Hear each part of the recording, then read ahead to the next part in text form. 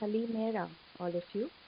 Well, that is Greek for good morning. And why am I talking in Greek now? We would like to delve further when we take up the topic for today, which is what is literary criticism? Now, literary criticism has been originated from the aspects of literature, which you can see in this particular slide with the diagram of six elements that any novel, short story, or play comprises of.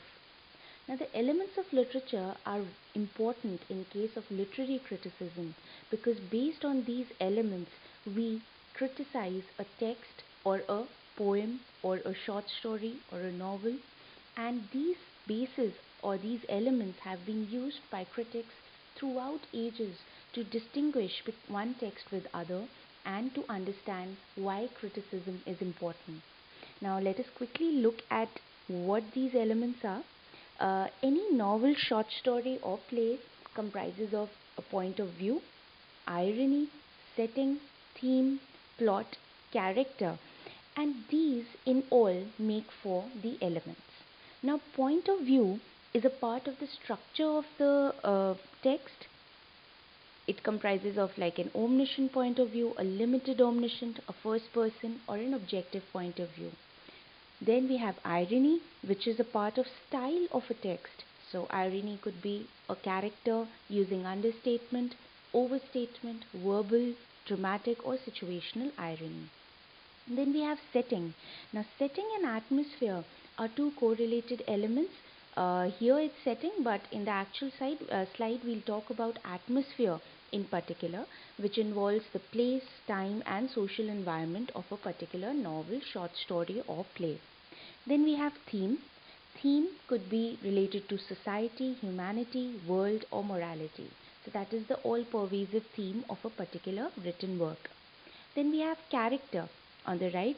So character is mandatory, a very important aspect of literature, and it talks about direct, indirect speeches used by characters, the major, minor characters, the flat, round characters, the unchanging, the static ones.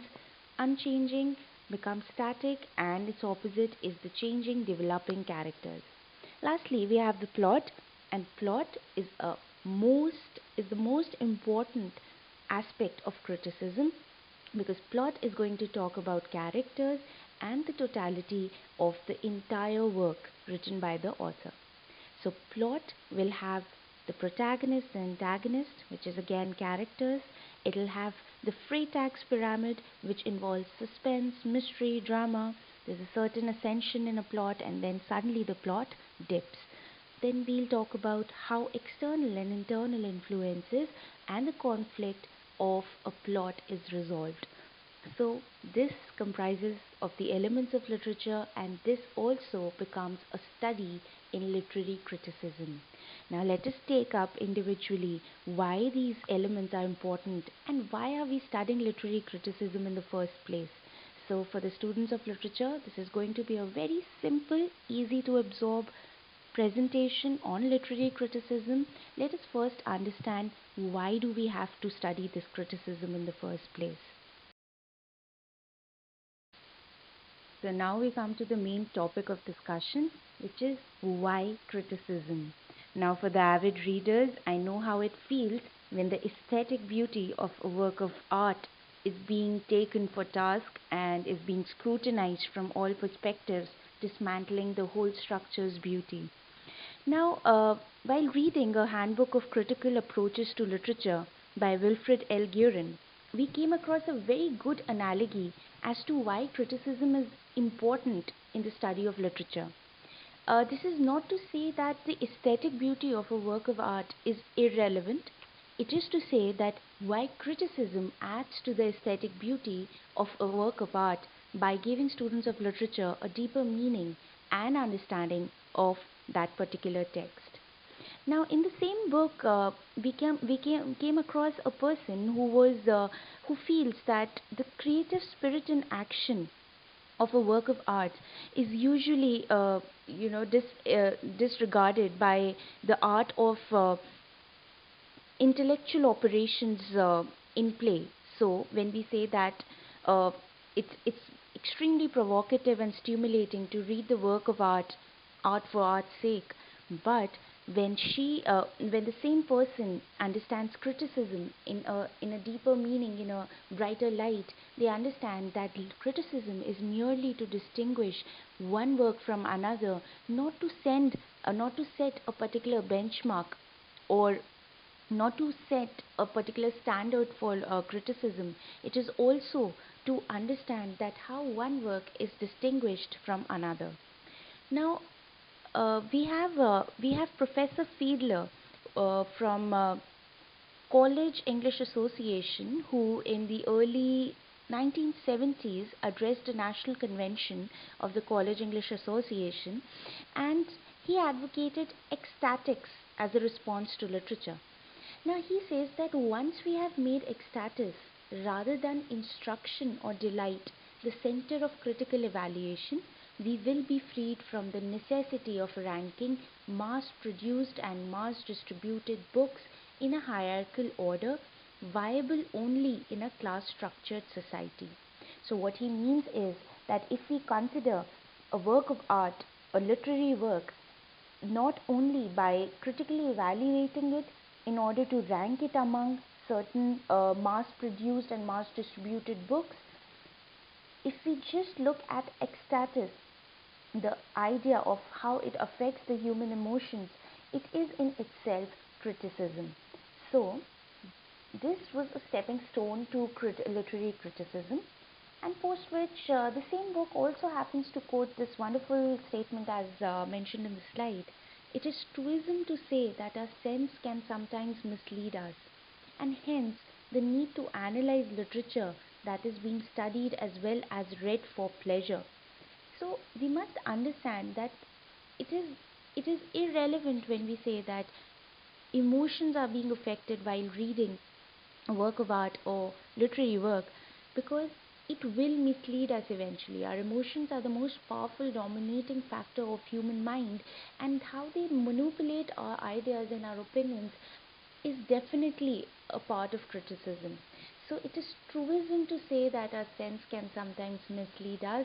It is a cliche to say that, because to analyze literature, we must understand that literature is either being read purely for investigation or purely for pleasure. So when knowledge is so important, why do we have to understand criticism in all its intensity?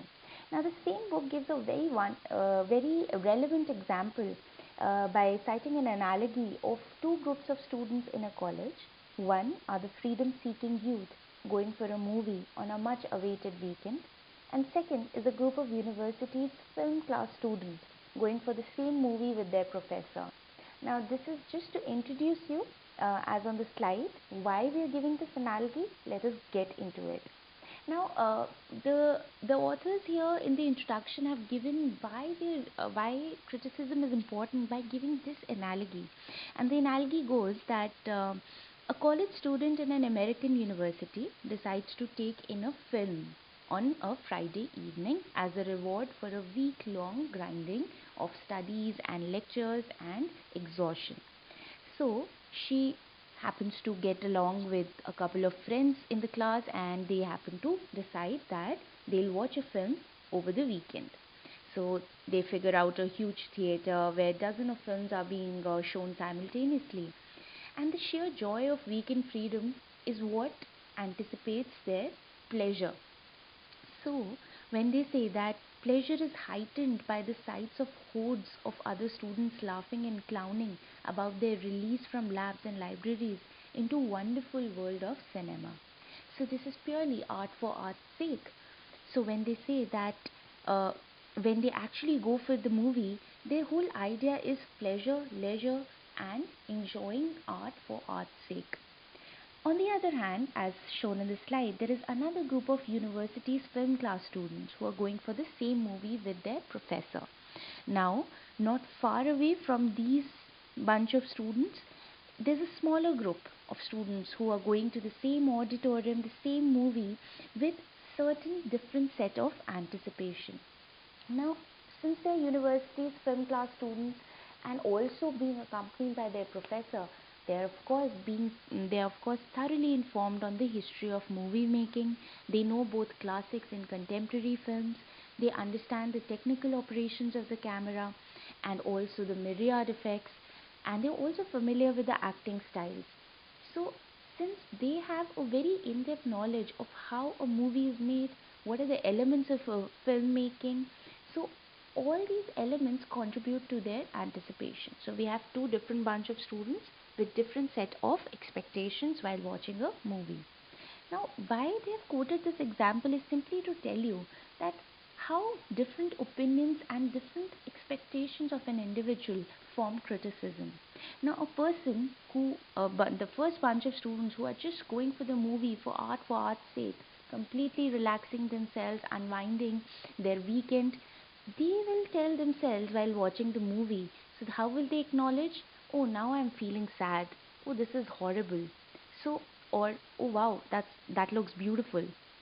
So they're very basic expressions coming out of ordinary set of knowledge. So by this stage, the knowing is almost as instinctive as the feeling. So as and when they are feeling something while watching it, the spectacle is arousing certain catharsis in them, and hence they feel certain emotions. That becomes an ordinary response to art. On the other hand, we have these academics watching the same film, the group of university film students, and how do they approach, how do they look at the same movie? They will look at the deeper aspects of the movie because there is no assumption of feelings. They are already aware of what they would feel. So it's similar. It's like saying that without it, the critic might as well be merely proofreading for factual accuracy or correct mechanical response. That is to say that if these bunch of students, the second bunch of students, do not take the film at the surface value or at the superficial level, they will not be able to criticize it. So, critical analysis does not necessarily mean to critically evaluate something in a negative light. It also means to add something to your existing set of knowledge. So, for academics, this is mandatory. And coming to the third point in the slide, what does the eye of a critic look for? It looks for the setting, the plot, the characters, the structure, style, atmosphere, and theme. So this becomes a very basic foundation to why criticism. By giving the analogy of two bunch of college students, I hope you understand that criticism is important for students of literature to understand the contextual background of any text that they have picked up. Now let us take each element individually in the next slide. Now that we've completed why we need to study criticism, let us understand what is criticism after all. So, because I began the lecture with a Greek word in good morning, I would like to continue that the etymology of criticism is from a Greek word which is krites, Krites, which is referred to judge, which means judge in English. So the Greek word krites has been translated into criticism in English. So, the first type of criticism was not just a occurrence, it was a process of poetic creation itself. So, while composing poetry, a poet would have made certain judgments about the themes, the techniques to be used in his verse, about what his audience was likely to approve, or about his own relationship to his predecessors in the oral and literary tradition. Hence, the creative act itself was also a critical act. And it is not just inspiration but some kind of self assessment, reflection, and judgment that happened to be literary criticism eventually. So, when we say that what is criticism, one, its origin is in the Greek word krites, and second, it concerns with defining, classifying, analyzing, interpreting, and evaluating works of literature. Now, what is the role of a critic? On our right, we have Harold Bloom, the famous critic, and the role of a critic is to define what is good literature. Now, this is again very superficial. We'll further probe into how do they set the benchmarks of good literature? But before that, why criticism? Let us go back that a successful work has an accessible meaning. Now, the same bunch of students who are watching the film are ordinary people who are not from the literary backgrounds. So, for them, there's an accessible meaning to the same film which is being watched by the film class students. So, the accessible meaning is important aspect of criticism, because any good literature will become a good literature only when normal people approaching the work under appropriate conditions will derive the same experience from it. So, the catharsis, which is the end goal of any work of literature, should be achieved by all people alike, and that is when a literature becomes a good literature, and that is when a critic would call it a good literature. Now, there are different aspects of good literature. We will talk about it later. But before that, we must also consider this beautiful quote that I found in the same book, which says, "A hundred opinionated flowers bloom every quarter from the smallest patch of literature," which is to say that the opinions are umpteen, and to, to say that the smallest patch of literature that is sown on the ground will produce 100,000 opinions. So, criticism must be taken not only as the umpteen number of opinions, but also as an understanding of how opinions are formed by each individual respectively. Right. So by now, I'm sure you all must be wondering who began criticism in the first place. So, owing to the Greek name Christ in itself, we understand that the Dionysian festival of drama was the first time when the criticism took place. So, the first recorded instance of criticism goes back to the festival in ancient Athens. So, Athens was ruled by the patron god of drama, Dionysus, and that is he's the one who's credited with criticism for the first time in the history. So, as contests were held requiring an official judgment as to which author had produced the best drama, Dionysus, the patron god of drama, happened to give the first criticism on each drama being performed by various playwrights.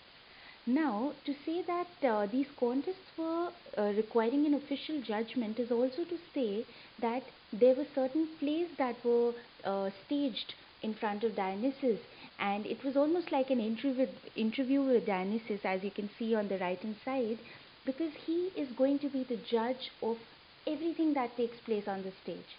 So, the first ever play by Aristophanes, which is a comedy called The Frogs, which was staged in 405 BC. And he happened to give the statement where he says that there are no good poets left in the world. So when Aeschylus, when Aristophanes gave the statement, that was to say that that there are no good poets left in the world means the current living dramatists are jabberers or degraders of their art. That is a quote from the play The Frogs itself. And he says that the only way of obtaining the services of a good poet is to bring a dead one back from Hades. Now, Hades is their Athenian place, and they say that the only good way of bringing a good drama back to life was to bring back the classics, bring back the older generations. To which he was succeeded by Aeschylus, and Aeschylus represents the more traditional virtues of a bygone era, such as martial prowess, heroism, and respect for social hierarchy. So, certainly, Aristophanes passed on his legacy to Aeschylus, and Aeschylus, in terms of understanding how Aristophanes looked at plays and looked at art, he believed and he advocated traditional values and social hierarchies. Then, following Aeschylus is Euripides. Euripides was more on the secular grounds.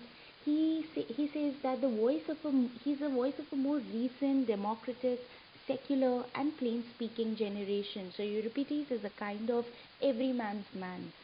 And following him is Orpheus, who has taught humankind about religious rites, moral codes, and also medicine. So, medicine came to stage as a part of criticism now. Following Orpheus is Hesiod, who gave instructions on farming, which concerned farming rituals, and following him is Homer, who talked about Valor. So we all know it. The Odyssey, the Iliad, I'm sorry, is by Homer, and it brings out everything that you can think about valor of the Greek gods.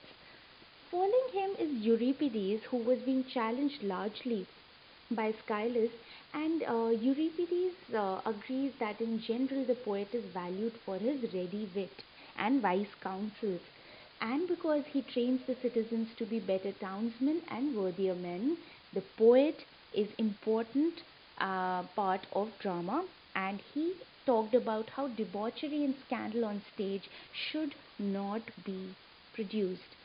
But he also says, uh, owing to Aeschylus, he says that to great comic effect, a pair of scales is brought in and showing Aeschylus's verse to be weightier.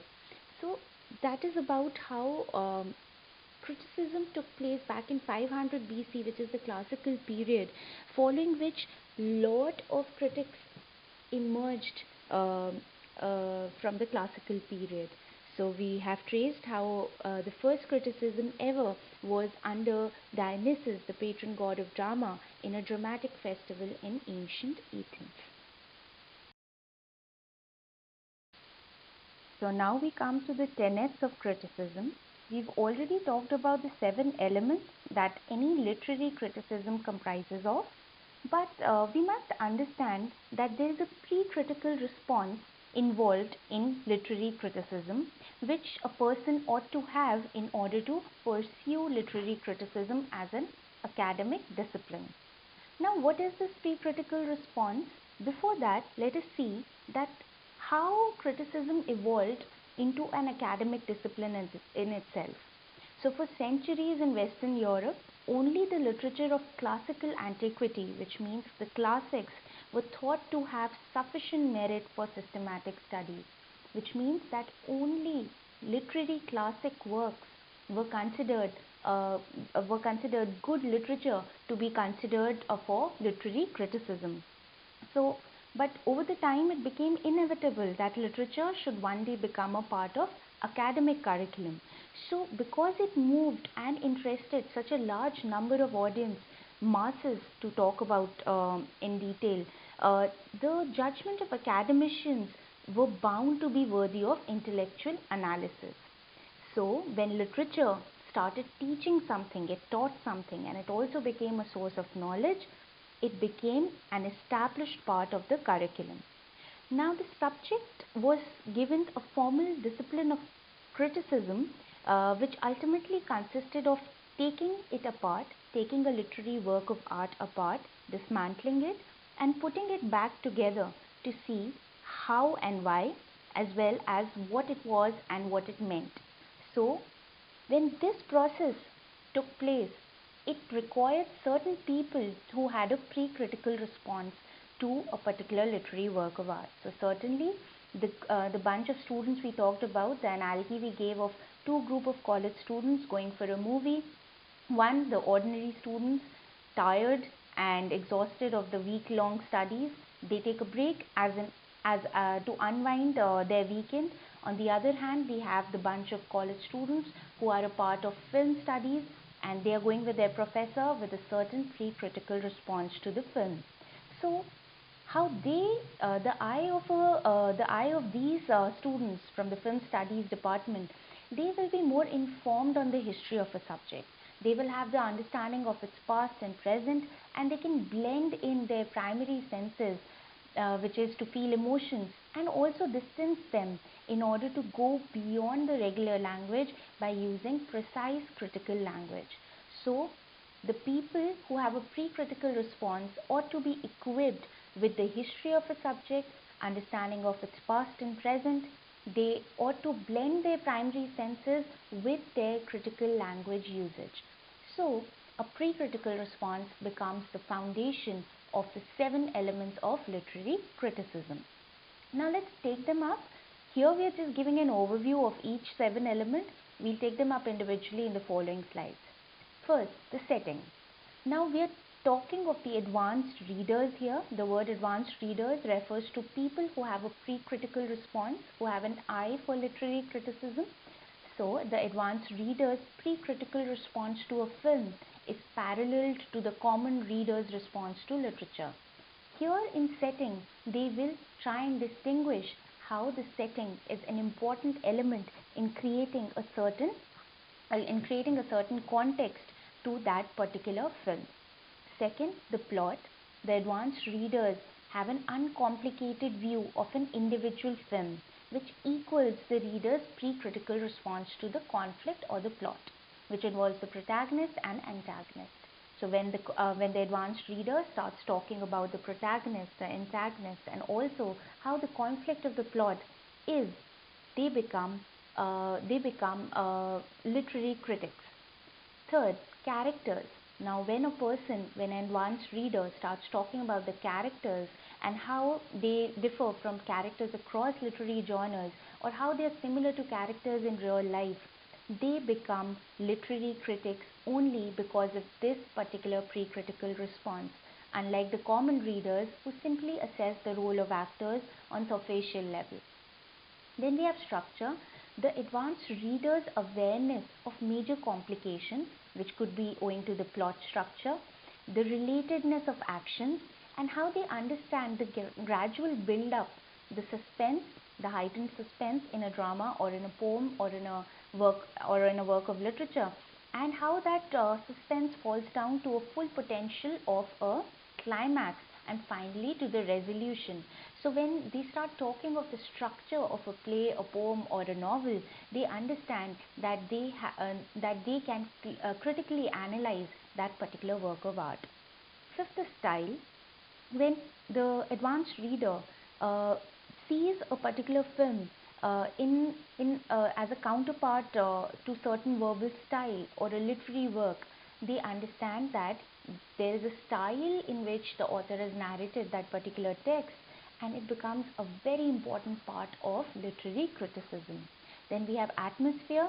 Atmosphere is simply the setting in a more advanced form in terms of the mood or feeling that permeates an environment.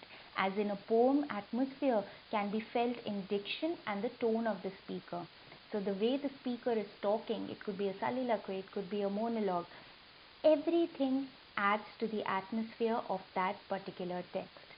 Lastly is theme, and theme is the rich and underlying idea of the action.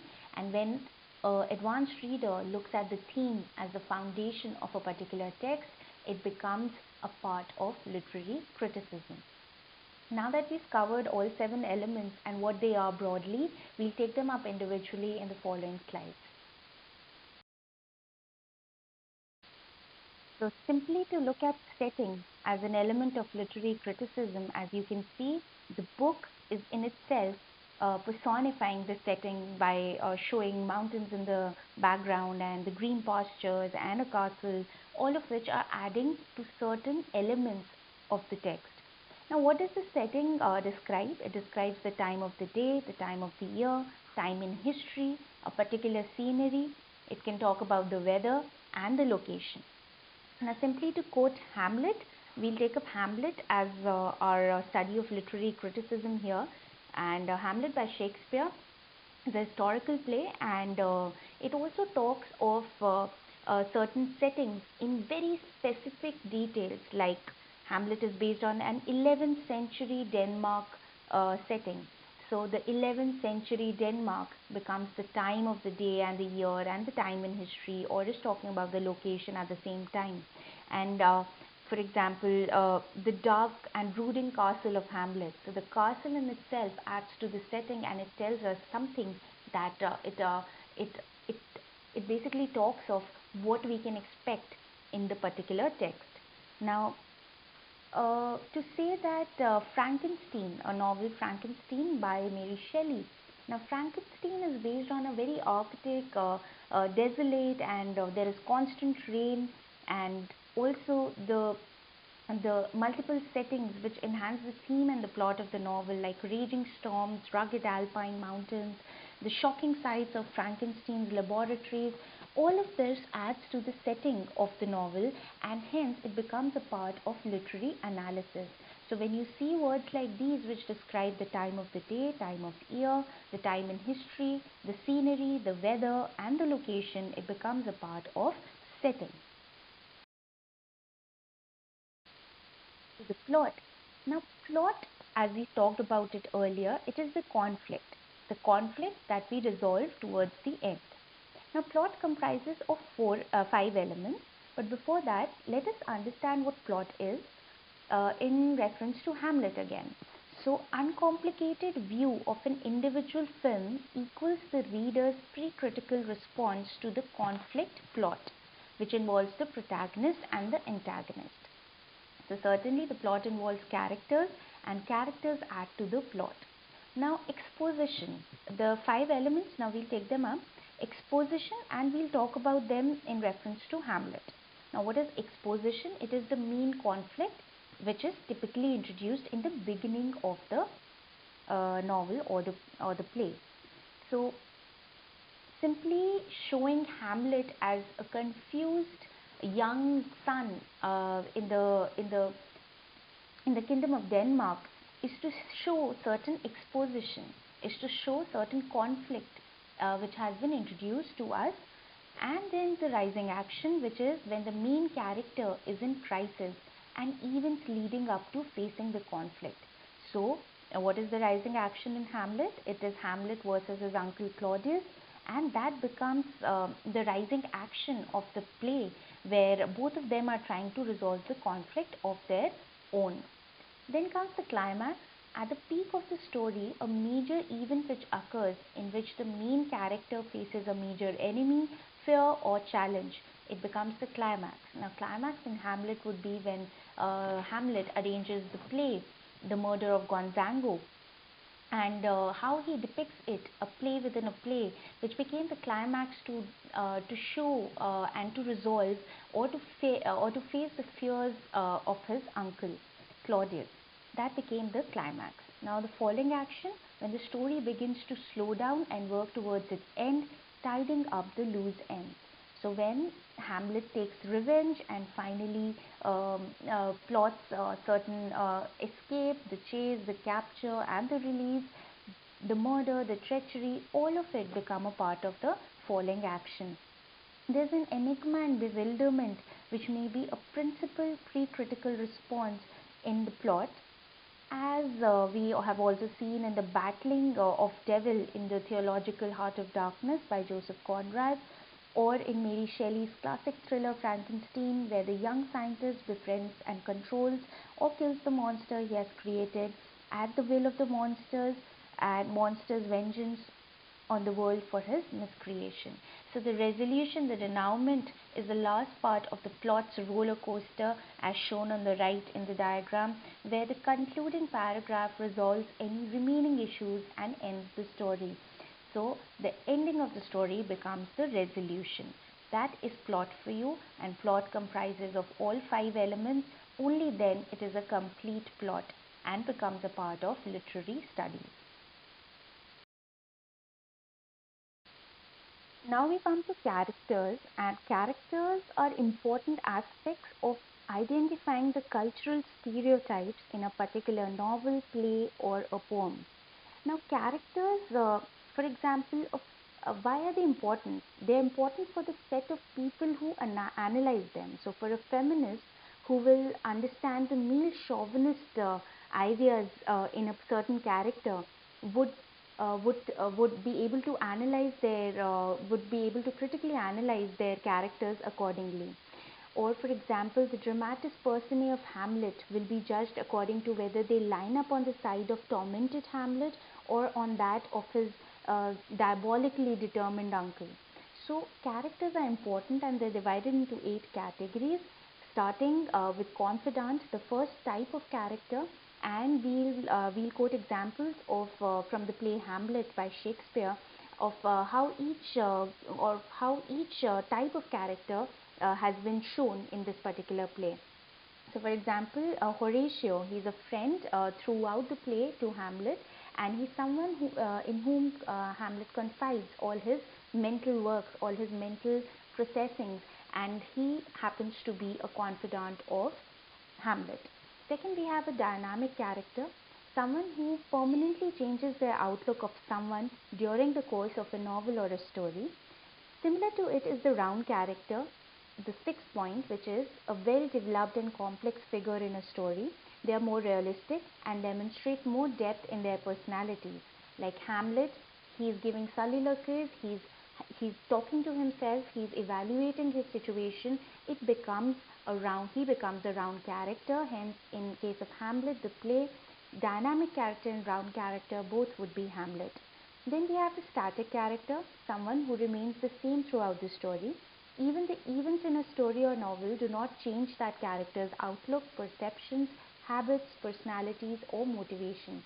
For example, Gertrude, the mother of Hamlet, she's a shallow and weak woman. She's shown as someone who seeks affection and status more urgently than a moral rectitude or a truth. So Gertrude remains a static character throughout the play, unaffected by the happenings in the play. Then we have the antagonist, which is the exact opposite of protagonist. So first let's see what a protagonist is.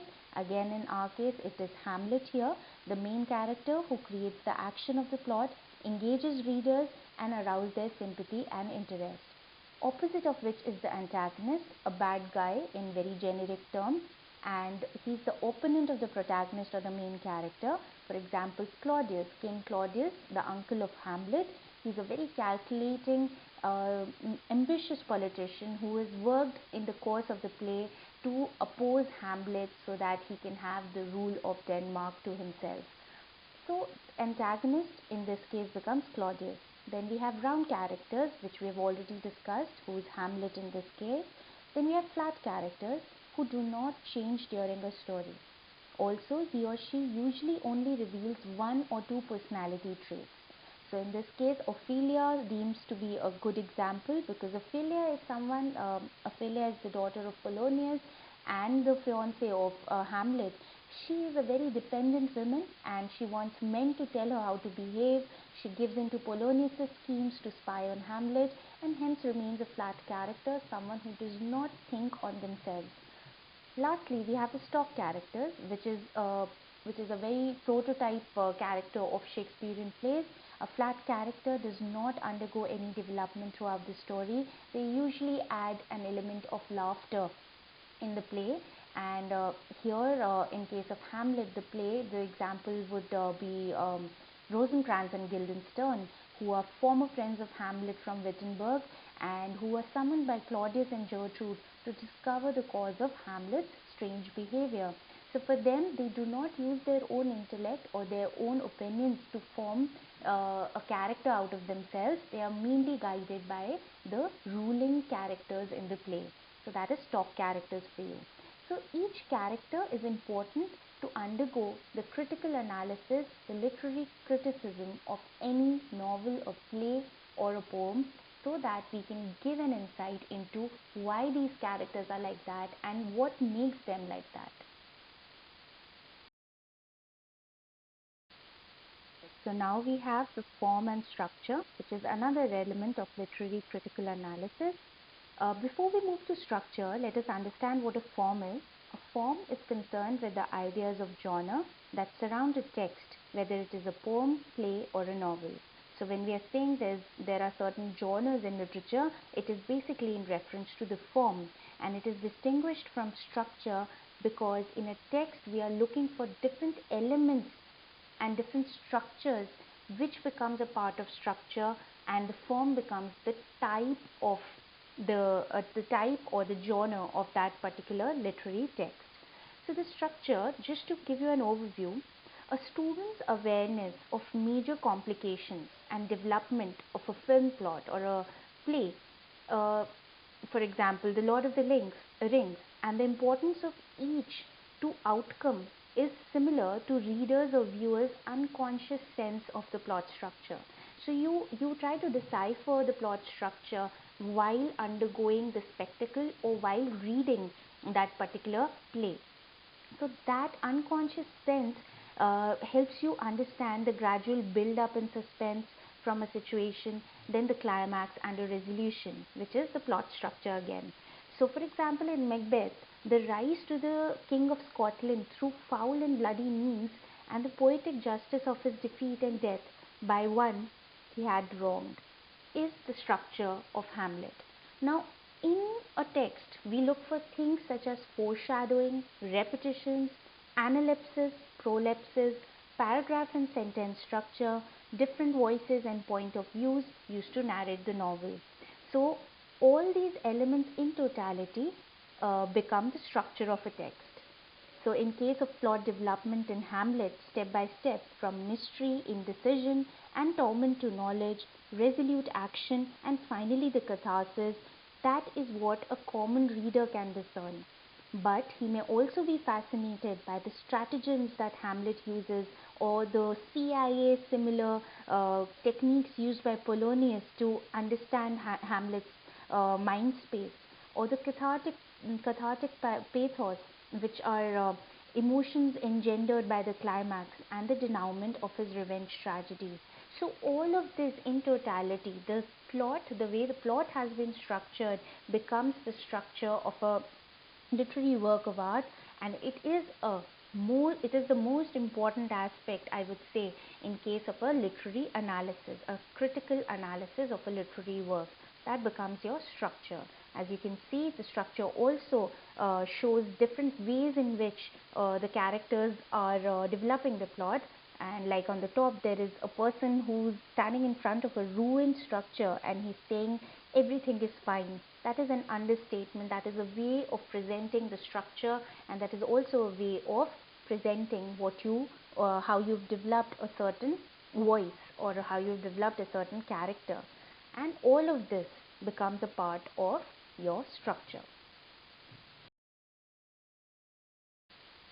We come to style, which is the second last element or the third last element in this particular aspect of critical literary criticism, which basically talks of the styles of writing. So an author may employ four styles of writing: a novel, a text, or a poem. And it could be one, expository or argumentative style, which is a subject oriented style. Here, the focus of the writer is in a writing style which tells the readers about a specific subject or a topic, and in the end, the author leaves out his own opinion about that topic. So, that would be an expository or argumentative style. Second is a descriptive style of writing in which the author focuses on describing an event, a character, or a place in detail. So you're starting from the scratch, and to the end, you'll give detailed descriptions of how, when, and why of a particular situation. So sometimes descriptive writing style is also poetic in nature, where the author specifies an event, an object, or a thing rather than merely giving information about an event that has happened. Usually, the description incorporates sensory details. So, descriptive style is employed by authors to describe a situation in detail and not merely to talk about superficial details. It is to affect you, it is to affect the reader's sensory organs. Then we have the persuasive style, in which the writer tries to give reasons and justifications to make the readers believe his point of view. So the persuasive style aims to persuade and convince the readers for a particular goal to be achieved. And lastly, we have the narrative style, which is employed in all short stories, novels, novellas, biographies, and poetry, in which the writer narrates a story. So this could be completely the writer's discretion as to how he wants the story to unfold. So in case of style, we look for words like vocabulary, the urban diction, or the learned allusions, or say the blank verse in case of Hamlet, or a philosophical soliloquy. So the prose style, all of this accounts for the style of writing, not just the four types of styles that we've just talked about. It also talks in detail about a particular style employed in a literary work and how it has created a certain effect in the minds of readers, or in the catharsis, or in the process of development of plot. So style is important to be understood in literary critical analysis. so that you can give a point of view as to why, what, and when the author meant something. So this is style for you. Atmosphere, as you can see in the picture here, there's a man rowing a boat in a very misty surroundings. So this creates a certain atmosphere. It is like transporting the reader or the spectator to that particular place through certain elements of art, drama, or effect. So the first paragraph of a play, short story, or novel will usually establish the atmosphere almost immediately. So your atmosphere is very similar to the setting, adding more details to the setting actually. It is important for the reader to know if he or she is getting immersed into the comedy or the tragedy, the historical work, a fantasy, or any other genre. So atmosphere in literature is defining the mood or feeling that permeates an environment. So as you can see in the picture, it's a misty environment. The lake is still, the forest, the wilderness, and the man riding solo. So all of this is adding something to the atmosphere of this particular text or while watching this particular spectacle. So, atmosphere in literature is the feeling, emotion, or mood that an author creates in a narrative through descriptive language. Thus, this literary device is, in a sense, the emotional atmosphere in which the action takes place, as well as the emotional atmosphere that the audience is encouraged to internalize while reading. So, the whole idea of an atmosphere, creating that kind of atmosphere, is to let you immerse yourself into the same setting while watching it or while reading it. Now, for example, we have very airy locales and stormy weather in Emily Bronte's Wuthering Heights. So, that kind of atmosphere is to create a feeling of doom amongst the readers as well. Then atmosphere results from the diction.